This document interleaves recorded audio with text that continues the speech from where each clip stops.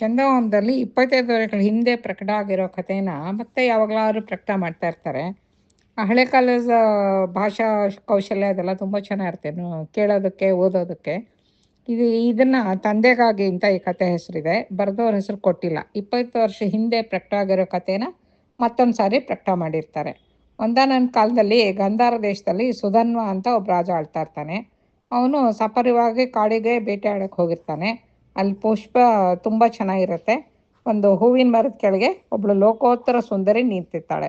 ಅವಳನ್ನ ನೋಡಿದ ತಕ್ಷಣ ರಾಜ ಆ ಪರಿವಾರದವ್ರನ್ನೆಲ್ಲ ದೂರವಾಗಿರೋಕ್ಕೆ ಹೇಳಿಬಿಟ್ಟು ಒಬ್ಬನೇ ಒಂಟಿಯಾಗಿ ಆ ಸುಂದರಿಯನ್ನು ನೋಡಿಬಿಟ್ಟು, ಇನ್ಯಾರೋ ಈ ಕಾಡಲ್ಲಿ ಯಾಕಮ್ಮ ಒಂಟಿಯಾಗಿ ನಿಂತಿದ್ದೀನಿ ಅಂತ ಕೇಳ್ತಾನೆ. ನಾನೊಬ್ಬ ಗಂಧರ್ವ ಸ್ತ್ರೀ, ಆಕಾಶದಲ್ಲಿ ಹೋಗ್ತಾ ಇದ್ದೆ. ಈ ಮರದ ಹೂವಿನ ಸುಗಂಧ ನನಗೆ ಆಕರ್ಷಣೆ ಆಯಿತು, ಅದರಿಂದ ಮರದ ಕೆಳಗೆ ನಿಂತ್ಕೊಂಡಿದ್ದೀನಿ ಅಂತ ಅವಳು ಉತ್ತರ ಹೇಳ್ತಾಳೆ. ನೀನು ನಿನ್ನ ಲೋಕಕ್ಕೆ ತಿರುಗಿ ಹೋಗಬೇಡ, ನನ್ನ ಜೊತೆ ಬಂದು ನನ್ನ ಮದುವೆ ಮಾಡ್ಕೊಂಡು ನನ್ನ ಅಂತಃಪುರದಲ್ಲಿ ಉಳ್ಕೊಂಡ್ಬಿಡು, ನನಗೆ ಸಂತೋಷ ಮಾಡು ಅಂತ ಕೇಳ್ಕೊತಾನೆ ರಾಜ ಗಂಧರ್ವಶ್ರೀನ. ಗಂಧರ್ವಶ್ರೀ ಅದಕ್ಕೆ ಒಪ್ಕೊಳ್ಳಲ್ಲ. ರಾಜ ಅವಳು ಹಿಂದೆನೇ ಬಿದ್ದು ದಂಬಾಲ್ ಬಿದ್ದು ಕೇಳ್ತಾನೆ ಹೋಗ್ತಾನೆ, ನನ್ನ ಮದುವೆ ಮಾಡ್ಕೊ ಅಂತ. ಅವಳು ಕೋಪ ಬಂದ್ಬಿಡುತ್ತೆ. ನಿನ್ನ ಕಣ್ಣು ನಿನ್ನ ಬುದ್ಧಿಯನ್ನು ಹಾಳು ಮಾಡಿದೆ, ಗಂಧರ್ವಶ್ರೀ ಅಂತ ಹೇಳಿದ್ರು ಕೂಡ ಅರ್ಥ ಮಾಡ್ಕೊಳ್ದೆ ಇರ್ತೀಯ ನೀನು, ಆದ್ದರಿಂದ ನಿನ್ನ ಕುರುಡ ಆಗೋಗು ಅಂತ ಚಪಿಸ್ಬಿಟ್ಟು ಆಕಾಶಕ್ಕೆ ಹಾರಿ ಕಣ್ಮರೆಯಾಗಿ ಹೊರಟೋಗ್ತಾಳೆ. ಹೀಗೆ ಕುರುಡ ಆಗ್ಬಿಟ್ಮೇಲೆ ಸುಧನ್ವನ್ನ ಅವನ ಪರಿವಾರದವರು ಹೆಂಗೋ ಕಷ್ಟಪಟ್ಟು ಮನೆ ಕರ್ಕೊಂಬಂದು ಸೇರಿಸ್ತಾರೆ. ಆದರೆ ಎಷ್ಟೇ ಚಿಕಿತ್ಸೆ ಮಾಡಿದ್ರೂ ಇದು ಶಾಪದಿಂದ ಬಂದಂಥ ಕುರುಡ್ತನ ಆದ್ದರಿಂದ ಅವನಿಗೆ ಅದು ವಾಸಿ ಆಗಲ್ಲ.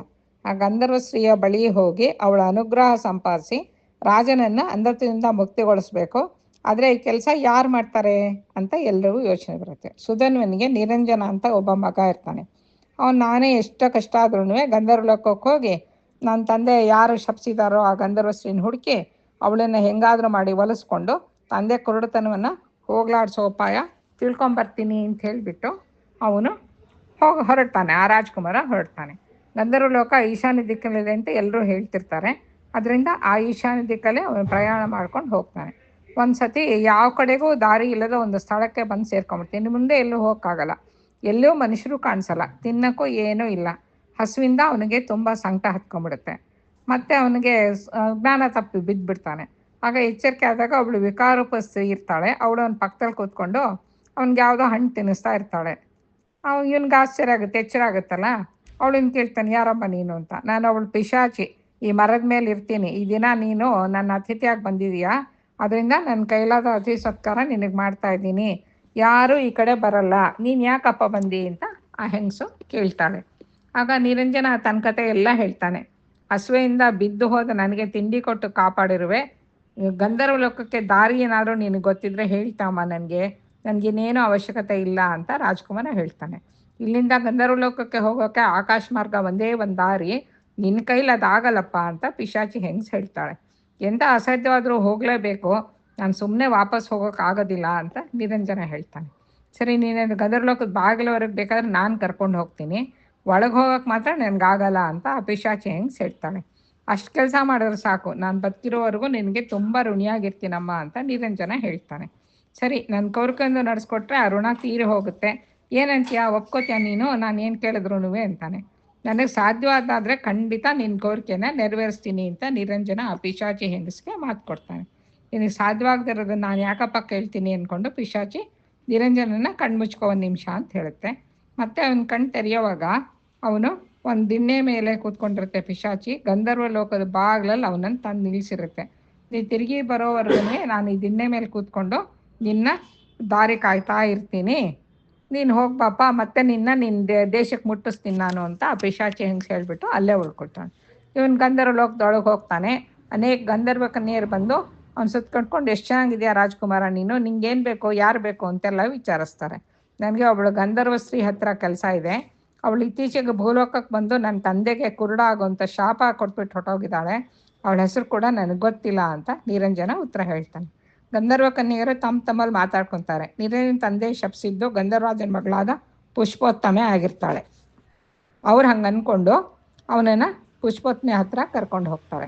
ನೀನು ಆ ರಾಜನ ಮಗನ, ಅವನನ್ನು ನಾನೇ ಶಪಿಸಿದ್ದು, ನನ್ನನ್ನು ಅಂತಃಪುರದಲ್ಲಿರೋ ಹೇಳಿ ಅವಮಾನ ಮಾಡ್ದ ಅವನು ಅಂತ ಪುಷ್ಪೋತ್ತಮೆ ನಿರಂಜನಿಗೆ ಉತ್ತರ ಹೇಳ್ತಾಳೆ. ಅಮ್ಮ, ನೀವು ನನ್ನ ತಂದೆಯವ್ರನ್ನ ಸರಿಯಾಗಿ ಅರ್ಥ ಮಾಡ್ಕೊಳ್ಳಿಲ್ಲ, ಅವ್ರು ನಿಮ್ಮ ಮೇಲಿನ ಗೌರವದಿಂದಲೇ ಹಾಗೆ ಹೇಳಿದ್ದು, ನಿಮ್ಮನ್ನು ಅವಮಾನ ಮಾಡೋದಕ್ಕಲ್ಲ. ದಯವಿಟ್ಟು ನಿಮ್ಮ ಶಾಪವನ್ನು ಉಪಸಂಹರಿಸ್ಕೊಂಡು ಅವ್ರಿಗೆ ದೃಷ್ಟಿ ದಯಪಾಲಿಸಿ ಅಂತ ಇವನು ಅವಳನ್ನು ಕೇಳ್ಕೊತಾನೆ, ಗಂಧರ್ವಶ್ರೀನ ಕೇಳ್ತಾನೆ. ಪುಷ್ಪೋತ್ತಮೆ ಅವನಿಗೆ ಒಂದು ಹೂವು ಕೊಡ್ತಾಳೆ. ಕೊಟ್ಬಿಟ್ಟು ಈ ಹೂವನ್ನು ನಿನ್ನ ತಂದೆ ಕಣ್ಣುಗಳಿಗೆ ತಗಲಿಸಿದ್ರೆ ಕುರುಡ್ತನ ಹೋಗಿ ಅವನು ಮತ್ತೆ ದೃಷ್ಟಿ ಬರುತ್ತೆ.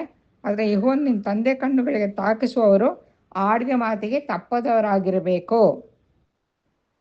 ತಪ್ಪಿದ ಪಕ್ಷದಲ್ಲಿ ನಿಮ್ಮ ತಂದೆ ಮತ್ತೆ ಕುರುಡಾಗ್ಬಿಡ್ತಾನೆ, ಆಮೇಲೆ ಏನು ಮಾಡೋಕ್ಕಾಗಲ್ಲ ಅಂತ ಹೇಳ್ಬಿಡ್ತಾಳೆ. ನಿರಂಜನ ಆ ಹೂ ತಗೊಂಡು ಪುಷ್ಪೋತ್ತಮೆಯಿಂದ ಬೀಳ್ಕೊಂಡು ಗಂಧರ್ವಲೋಕದ ಬಾಗಿಲು ದಾಟಿ ಪಿಶಾಚಿ ಕೂತಿರುತ್ತಲ್ಲ, ಪಿಶಾಚಿ ಹೆಂಗಸು, ಅಲ್ಲಿವರೆಗೂ ವಾಪಸ್ ಬರ್ತಾನೆ.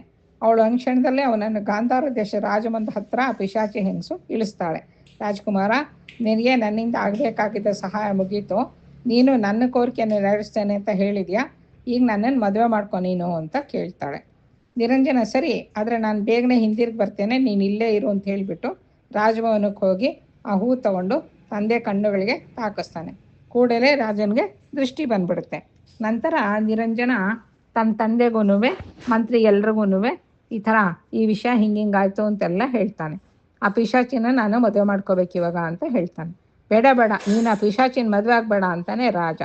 ಹೇಳಿದ ಮಾತಿಗೆ ತಪ್ಪಿದ್ರೆ ನಿಮಗೆ ಮತ್ತೆ ಕುರುಡಾಗ್ಬಿಡ್ತೀರಾ ನೀವು, ನಾನು ಪಟ್ಟಶ್ರಮ ಎಲ್ಲ ವ್ಯರ್ಥ ಆಗೋಗುತ್ತೆ ಅಂತ ನಿರಂಜನ ಹೇಳ್ತಾನೆ. ನೀನು ಪಿಶಾಚಿ ಮದುವೆ ಆಗೋದಕ್ಕಿಂತ ನಾನು ಮೊದಲನ್ನ ಕುರುಡಾಗಿರೋದೇ ಮೇಲು ಅಂತ ರಾಜ ಅಂತಾನೆ. ಆದರೆ ಆಡಿದ ಮಾತನ್ನು ತಪ್ಪೋದಕ್ಕಿಂತ ಪಿಶಾಚಿ ಮದುವೆ ಆಗೋದೇ ಲೇಸು ನನಗೆ ಅಂತ ನಿರಂಜನ ಹೇಳ್ಬಿಡ್ತಾನೆ. ಅವನು ಪಿಶಾಚಿ ಬಳಿಗೆ ಬಂದು, ನಾನು ನಿನ್ನೇನು ಮದುವೆ ಆಗಿ ನಿನ್ನ ಕೋರಿಕೆ ನೆರವೇರಿಸ್ತೇನೆ, ಆದರೆ ನೀನು ಮಾತ್ರ ಯಾರಿಗೂ ಕಾಣಿಸ್ಕೋಬಾರ್ದು, ಒಂದು ಮನೆಯಲ್ಲಿ ಇರಬೇಕು ಯಾವಾಗ ನಡುವೆ, ನಿನ್ನ ನೋಡಿದ್ರೆ ಎಲ್ರಿಗೂ ಹೆದರಿಕೆ ಆಗುತ್ತಲ್ಲ, ಏನು ಮಾಡೋದು ಅಂತಾನೆ. ನನ್ನ ಕೈ ಹಿಡಿದ ನಂತರ ನೀನು ಹೇಗಿರು ಅಂದರೆ ಹಾಗಿರ್ತೀನಿ ನಾನು ಅಂತ ಪಿಶಾಚಿ ಹೆಂಗ್ಸ್ ಹೇಳ್ತಾಳೆ. ನಿರಂಜನ ಔಪಚಾರಿಕವಾಗಿ ಅವಳ ಕೈಯನ್ನು ಹಿಡಿದುಕೊಂಡ ಮರುಕ್ಷಣವೇ ಪಿಶಾಚಿ ಮಾಯವಾಗಿ ಅಲ್ಲಿ ಸುಂದರವಾದ ರಾಜ್ಕುಮಾರಿ ನಿಂತಿರ್ತಾಳೆ. ಏನಿದು ಆಶ್ಚರ್ಯ ಅಂತ ನಿರಂಜನ ಕೇಳ್ತಾನೆ. ನಾನು ಮತ್ಸ್ಯದೇಶದ ರಾಜ್ಕುಮಾರಿ ಸೌರಭ. ಒಂದು ಸಲ ಒಬ್ಬ ವೃದ್ಧ ಸನ್ಯಾಸಿ ನಮ್ಮ ಮನೆಗೆ ಬಂದಿದ್ದ. ನಮ್ಮ ತಂದೆ ನನ್ನನ್ನು ಅವ್ರ ಶುಶ್ರೂಷೆಗೆ ನೇಮಿಸಿದ್ರು. ಆ ಸನ್ಯಾಸಿ ನನ್ನನ್ನು ಮದುವೆ ಆಗಲು ಬಯಸಿ ನನ್ನ ತಂದೆಯನ್ನು ಕೇಳಿದ್ರು. ನಮ್ಮ ತಂದೆ ಸನ್ಯಾಸಿಗೆ ಹೆದರ್ಕೊಂಡು ಒಪ್ಪಿದ್ರು. ಆದರೆ ನಾನು ಮಾತ್ರ ಈ ಮುದ್ಕನ್ ಮದುವೆ ಆಗಲ್ಲ ಅಂತ ಒಪ್ಕೊಳ್ಳಿಲ್ಲ. ಸನ್ಯಾಸಿ ಕೋಪ ಮಾಡಿಕೊಂಡು ನನ್ನನ್ನು ಕುರೂಪಿಯಾದ ಪಿಶಾಚಿ ಆಗು ನೀನು ಅಂತ ಶಾಪ ಕೊಟ್ಬಿಟ್ಟ. ನನ್ನ ತಂದೆ ಅವರ ಕಾಲನ್ನು ಹಿಡಿದುಕೊಂಡು ಬೇಡಿಕೊಂಡ ಮೇಲೆ ನನ್ನನ್ನು ಯಾರಾದರೂ ಆ ವಿಕಾರ ರೂಪದಲ್ಲೇ ಮದುವೆ ಆಗೋ ಒಪ್ಪಿ ಕೈ ಹಿಡಿದ್ರೆ ಆಗ ನನಗೆ ಶಾಪ ವಿಮುಕ್ತಿ ಆಗುವಂತೆ ಅನುಗ್ರಹಿಸಿದ್ರು. ಇಷ್ಟು ದಿವಸಕ್ಕೆ ನಿನ್ನ ಮೂಲಕ ನನಗೆ ಶಾಪ ವಿಮೋಚನೆ ದೊರಕ್ತಪ್ಪ ಅಂತಾನೆ. ಆಮೇಲೆ ನಿರಂಜನ ಹೆಂಡತಿ ಪಿಶಾಚಿ ಎಲ್ಲ ಎಂದಿದ್ದಕ್ಕೆ ಎಲ್ರಿಗೂ ಸಂತೋಷ ಆಗುತ್ತೆ. ಆಮೇಲೆ ಕಾಲದಲ್ಲಿ ಎಲ್ಲರೂ ಸುಖವಾಗಿ ನಗ್ನಗ್ತಾ ಇರ್ತಾರೆ.